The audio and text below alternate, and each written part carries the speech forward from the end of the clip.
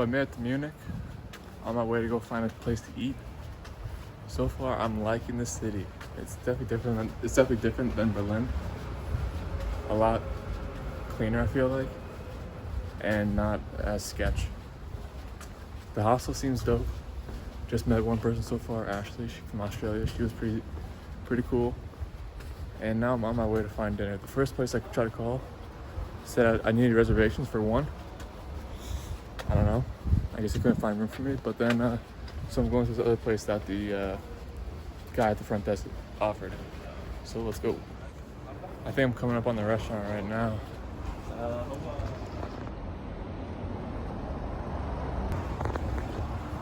Should be fun.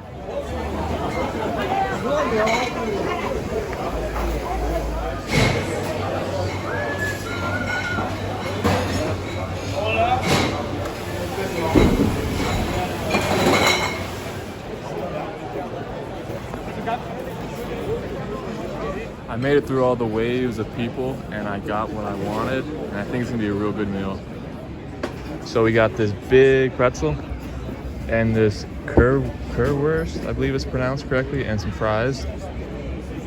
Came to 16 euros, which is better than what I got at the restaurant in Berlin.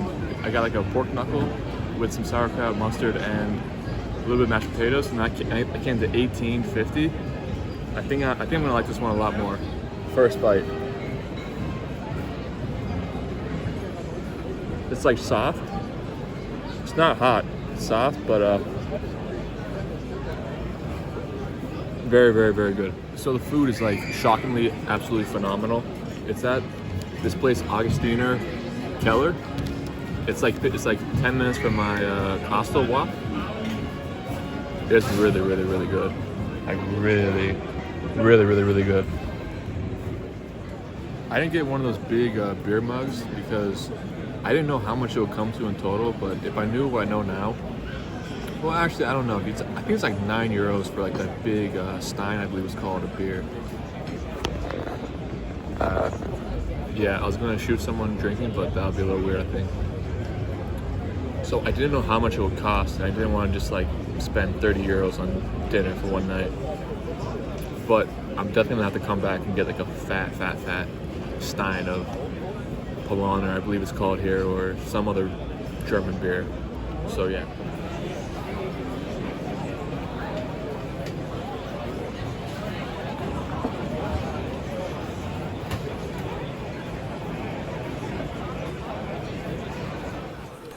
Hopefully these earbuds make the audio quality better. Hopefully I didn't just blow out your eardrums. But oh my god, things went from bad to worse. I'm so stuffed. I like wrap up part of the pretzel and bring it home. Oh my god, I could just pass out on this table right now in front of everyone. Oh my god, I'm so tired. But it was definitely a success. Definitely a success. So this is how this whole beer garden thing works. You walk in over here at the self-service section. There's a little roundabout. Gotta love those roundabouts. You walk in. Pretzels are over here. The menu. And then you grab one of these little plates. And you walk. Stuff over here. Over there. And you go over here. Here's a bunch of sauces. And then over there's the meat.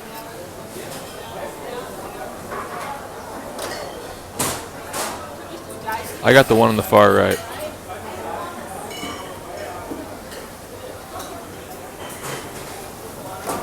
And then here's the magic. Look at those kegs, holy cow. People walking out with 2-3 at a time.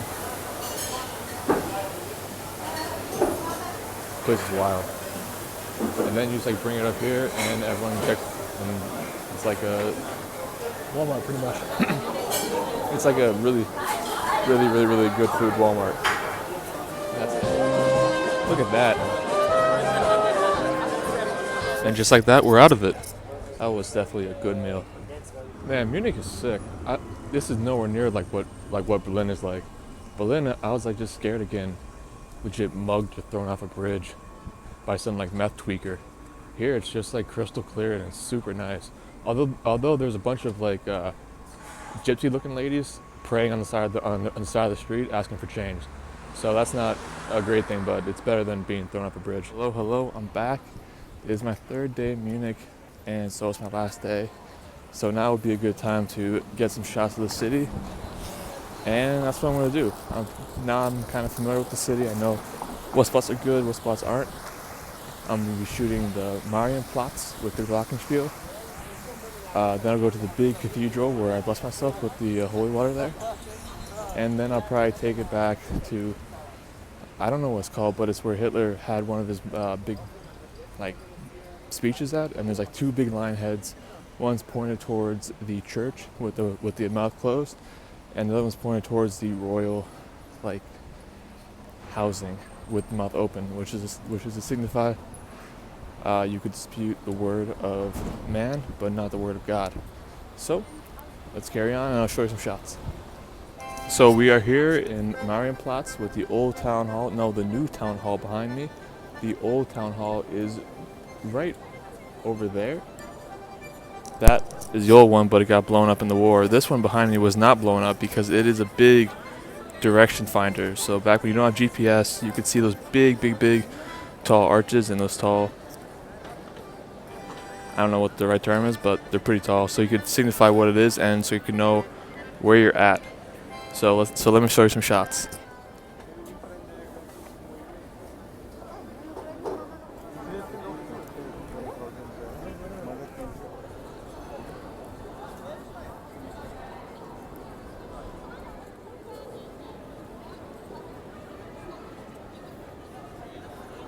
That golden statue behind me is the Virgin Mary. This is a very Catholic city.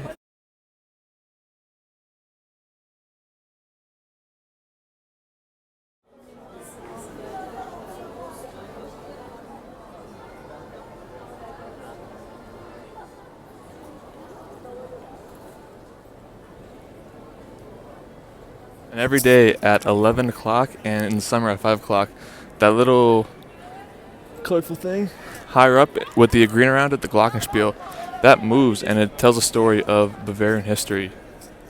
That green thing up there, that spins every day at 11.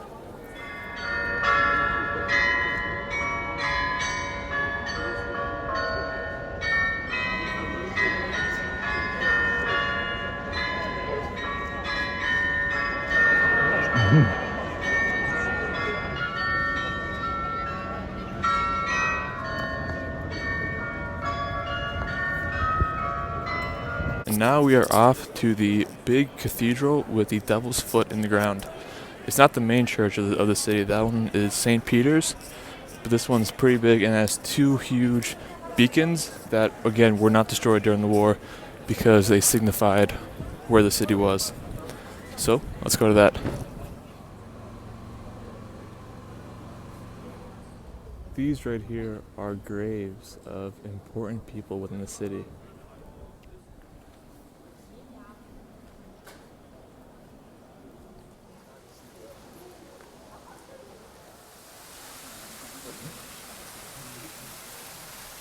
So, I remember the name of this church. It is called the Franken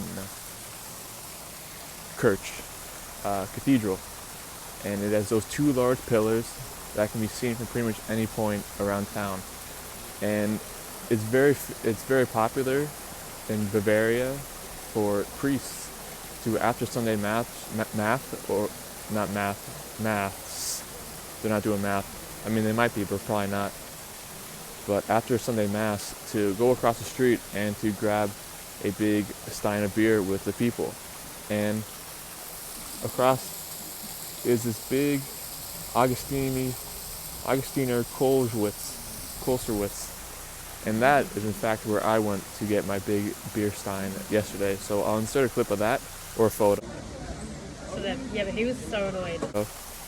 But yeah, it was very good. And it's a very religious process of making beer here, and so there's 6 main brands. I'll try to pop those up now, but all the logos, they all signify church. There's always like a cross or like a crown or something on there, And that's because back in the day, the water wasn't very pure to drink. And so the safest thing to drink was beer. And so the priests were seen to be holy enough to make that. So that's why all 6 of the beer brands that are sold in Oktoberfest, they typically all have religious resemblance in the logo.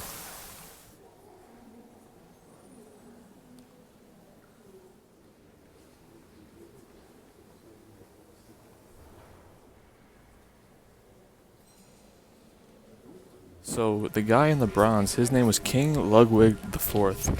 He was the emperor of the Holy Roman Empire for a bit, and he made Munich, or Bavaria, his home quarters.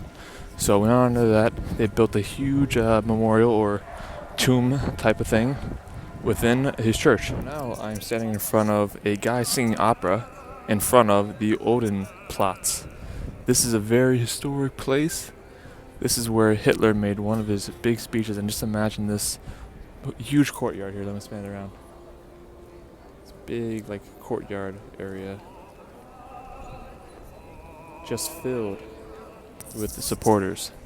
And a matter of fact, at the spot, before they became super powerful, I believe there was a shootout between the Nazis and the German police. 4 policemen died, but 16 Nazis were killed. And in respect of that, Hitler placed a little Nazi statue on the far right, on your far left. I'll show you later, but on the far left, and it forced anyone who walked past to show their respect, to give the Nazi salute, and to pay homage to the almost like the martyrs of the Nazi party. And those who didn't give their respect, they were sent to Dachau, the concentration camp. And so I'll get a little bit closer. I'll show you the lines, and I'll show you where it was, and then also show you the passage where a couple of people try to avoid walking past it. So I'm at the corner of the street where people would try to avoid walking past it. So it's over there, but they would walk down this alley, and to do so they would avoid walking past it so they wouldn't have to give their salute. And up here they started to notice, and the Gestapo used to stand right in this little alleyway within the alley. And if you were caught twice avoiding that, you would be sent away. And afterwards, to pay their respects to the people who were sent to the concentration camps, they made this little golden walkway. I believe it's 200 stones. And again, they don't know how many people went and died at the concentration camps, so they just gave a round number of 200. Obviously, it's nowhere near 200, but that's how many gallstones are in the back street. And so the memorial used to be right here on the corner, right there. And those who walked past it obviously had to give the salute. But as I said earlier, there's 2 lions on this. One, which is the closest to me right now, has his mouth open and is facing towards Parliament. The one on the other side has its mouth closed, and that one's pointing to the big church over there in yellow. And that signifies that you could protest or just disagree with the word of Parliament, but you can't disagree with the word of God.